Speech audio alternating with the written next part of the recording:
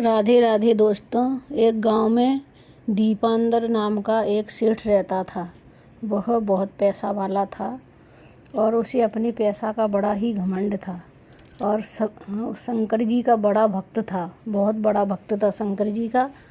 तो शंकर जी के मंदिर में जाया करता था और शंकर जी की पूजा किया करता था।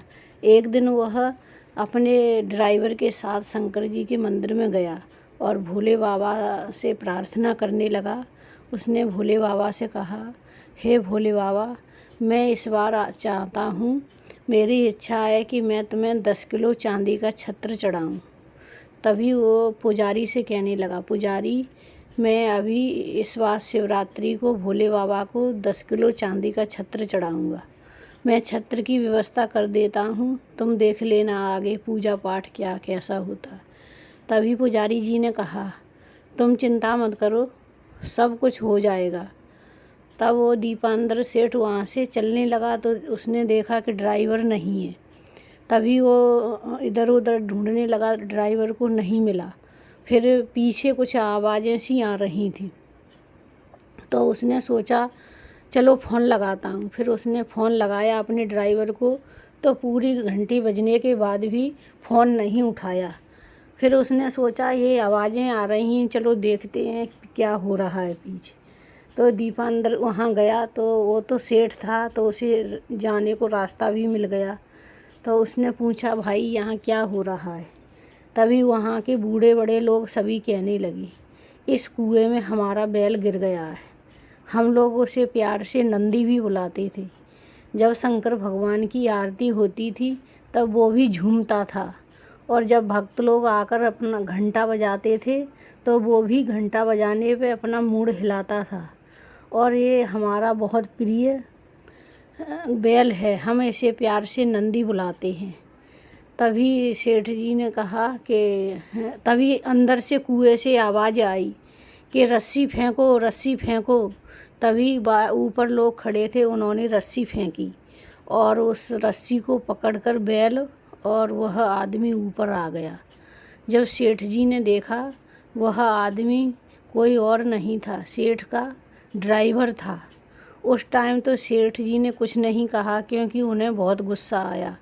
लेकिन जब वो ड्राइवर उनके साथ आया गाड़ी में तभी उन्होंने कहा, क्यों भोला, तू उस बैल को क्यों निकालने गया उस कुएं से, और मैं यहाँ कितना लेट हो गया, इसकी भरपाई कौन करेगा।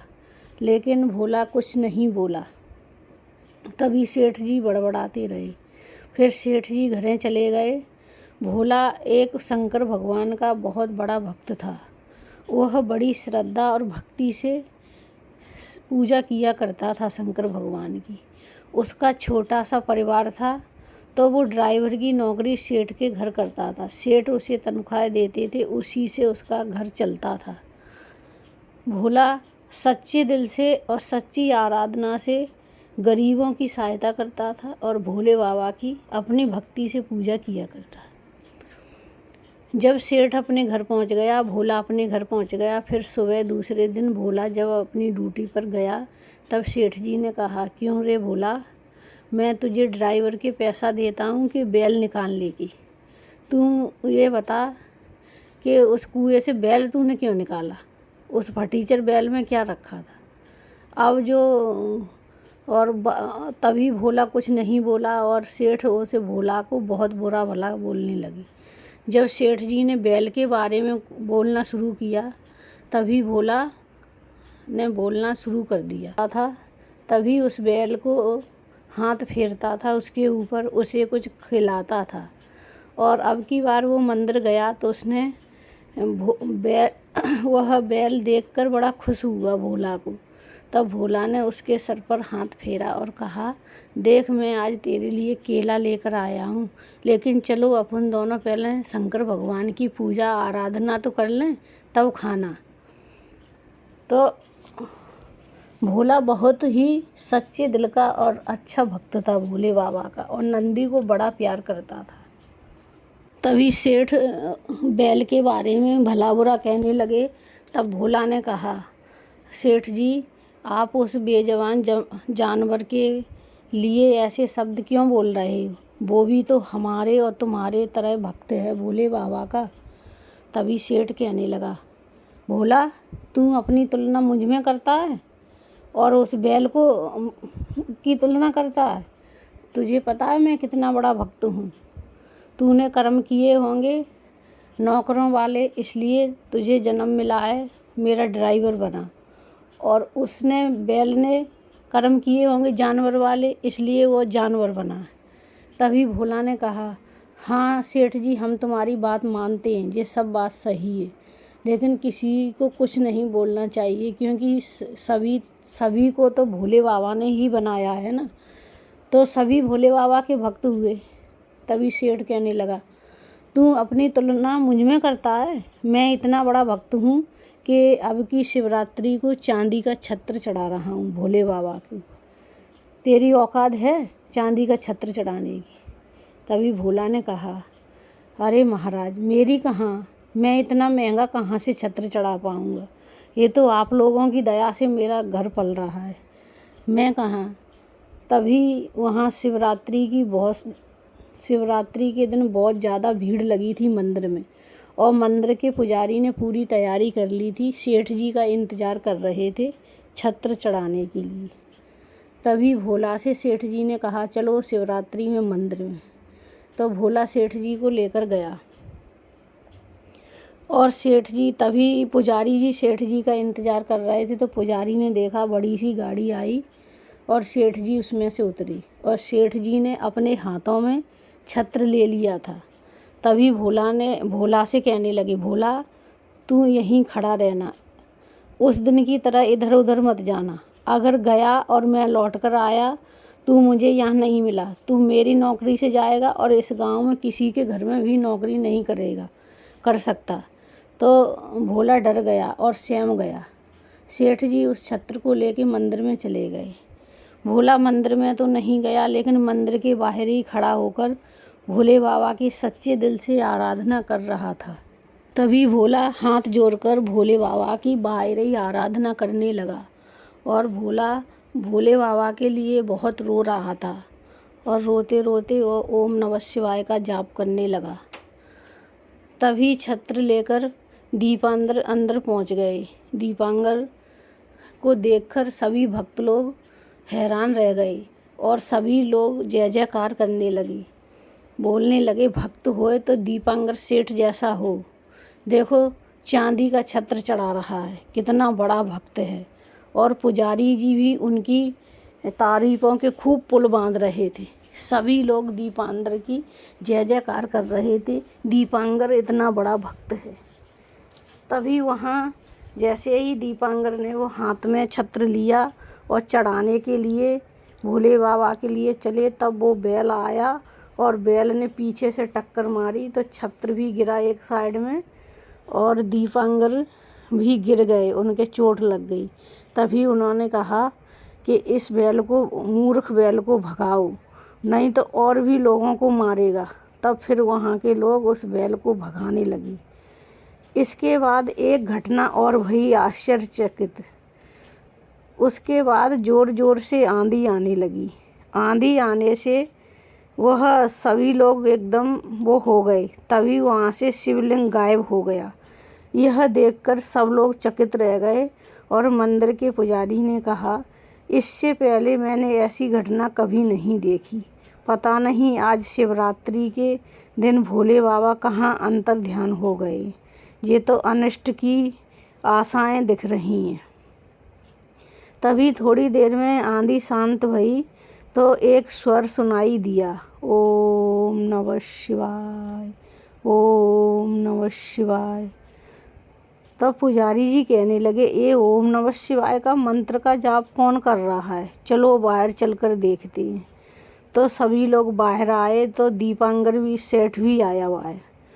तो देखा कि नंदी बैल उनके पास बैठा है, और शिवलिंग वहीं स्थापित हो गए, और भोला ओम नमः शिवाय का आंखें बंद करें जाप कर रहा है।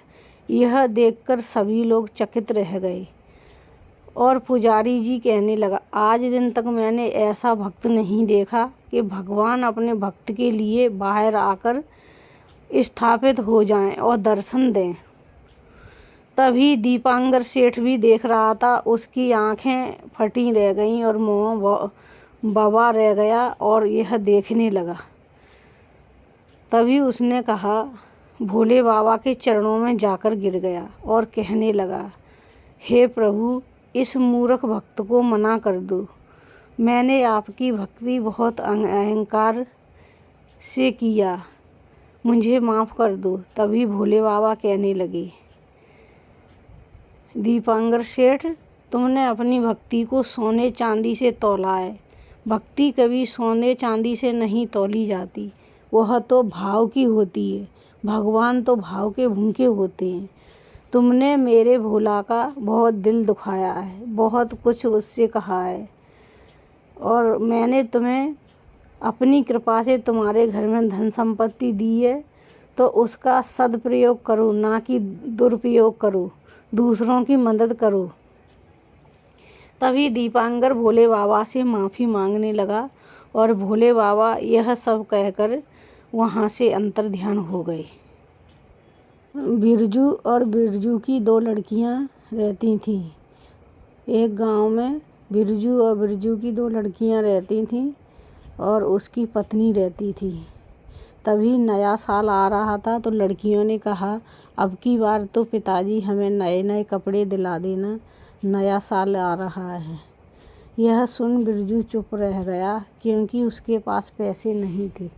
उसकी पत्नी ने देखा कि घर में पानी नहीं है, तो वह घड़ा लेकर कुएं पर पानी भरने चली गई, और जैसे ही उसने पानी भर लिया तभी उस गांव के सरपंच और सरपंच के घर से आ गई।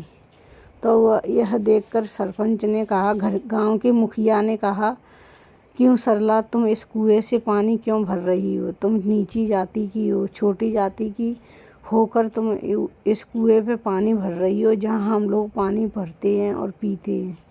तभी उसकी मुखिया की पत्नी जानकी ने कहा, तुमने ये अशुद्ध कर दिया है कुआं, इसलिए इसको खूब मारो। तभी सब लोग सरला को मारने लगे तो उसका घड़ा भी गिर गया और माथे में चोट आ गई। तभी सरला कहने लगी, हम लोग गरीब हैं तो क्यों आप हम लोगों को ही मारते रहते हो और सताते रहते हो।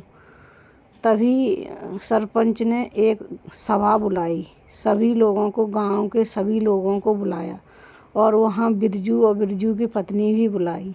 तब बिरजू और बिरजू की पत्नी वहाँ पहुँची तो मुखिया ने कहा, तुम अब इस गांव में नहीं रह सकते, तुम गांव के एक कोने में रहो जाकर। लेकिन बिरजू बेचारा करता भी क्या, तो वो एक कोने में जाकर रहा। तभी उसकी पत्नी कहने लगी, अब ऐसे काम नहीं चलेगा, क्या करें। तब बिरजू ने कहा, देखो सरला, हम नीची जाति में जन्म लिया है तो हम लोगों को ये सब सहना ही पड़ेगा। तभी उधर बिरजू की बेटियां कहने लगीं, पिताजी हमें खाना दो, हम 2 दिन से भूखे हैं, पिताजी हमने कुछ नहीं खाया, हमें खाना दो। तभी वहाँ आकाश में लक्ष्मी, सरस्वती, पार्वती जी ये सब देख रही थी, तो वह तीनों कह रही थी, बहुत दिन हो गए कहीं घूमने नहीं गए। तभी उन तीनों ने कहा, चलो पृथ्वी पर चलते हैं, कुछ घूम आएंगे और कुछ मनुष्य से पहचान भी अच्छे से हो जाएगी। तभी तीनों लक्ष्मी, सरस्वती, पार्वती पृथ्वी पर आ गईं और ऊपर से ही हवा में सब कुछ देखने लगी। और उन्होंने कहा, देखा कि बिरजू के घर में भूख से दोनों बच्चियां तड़प रही हैं और बिरजू भीख मांगने जाता है तो कोई नहीं देता है। तभी बिरजू कहीं से लेकर आया और उसने खाना बनाया उसकी पत्नी ने, तब उन्होंने चारों ने बैठ के खाया। ये सब ऊपर से लक्ष्मी, पार्वती, सरस्वती देख रही थी, तो कह रही थी, क्या इनका दुख दूर नहीं कर सकते? तो पार्वती जी ने कहा, हाँ कर सकते हैं। तब लक्ष्मी जी ने कहा, मुझे तो बहन दया आ रही है इनके ऊपर। तब सरस्वती बोली, इससे पहले इनकी परीक्षा ले लें। पार्वती बोली, कैसे परीक्षा लेंगे? तभी उन्होंने भिखारिन का रूप धारण किया, छोटी छोटी बच्चियां बन गईं, कटोरा हाथ में ले लिया। इधर वह बच्ची अपने बापू से कह रही थीं, बिरजू की बच्चियाँ, बापू हमने नई साल में आपसे कपड़े मांगे, हमारी बहुत बड़ी गलती थी, अब तो हमें खाना मिल जाए वो ही बहुत है। ऐसे कहकर वो उनके पिताजी उनसे बोलने लगे, बेटा अभी मुझे इस गांव में नौकरी नहीं मिल रही, जब नौकरी मिल जाएगी तब हम आपके लिए कपड़े ले आएंगे और ढेर सारे खिलौने ले आएंगे। इधर देवी पार्वती, लक्ष्मी, सरस्वती कटोरा लेके भीख मांगने लगी। उन्होंने पूरे गांव में भीख मांगी, किसी ने नहीं दी। तब उधर उस गांव के मुखिया ने अपनी पत्नी से कहा, मैं सोच रहा हूँ कि एक मंदिर बनवाऊँ। तो उन्होंने मंदिर बनवाया, लक्ष्मी, सरस्वती और पार्वती का मंदिर बनकर तैयार हो गया। उन्होंने तीनों देवियाँ स्थापित कर दी और उस मंदिर में पूजा करने लगे। गांव के सभी लोग आने लगे और बहुत भीड़ लगने लगी। तभी गांव के पुजारी उस मंदिर में पूजा कर रहे थे अपनी पत्नी सहित, गांव के मुखिया। तभी वहाँ तीनों बच्चियाँ भीख मांगने पहुँच गईं, सरस्वती, लक्ष्मी और पार्वती। हमें कोई भीख दे दो, हमें कोई भीख दे दो।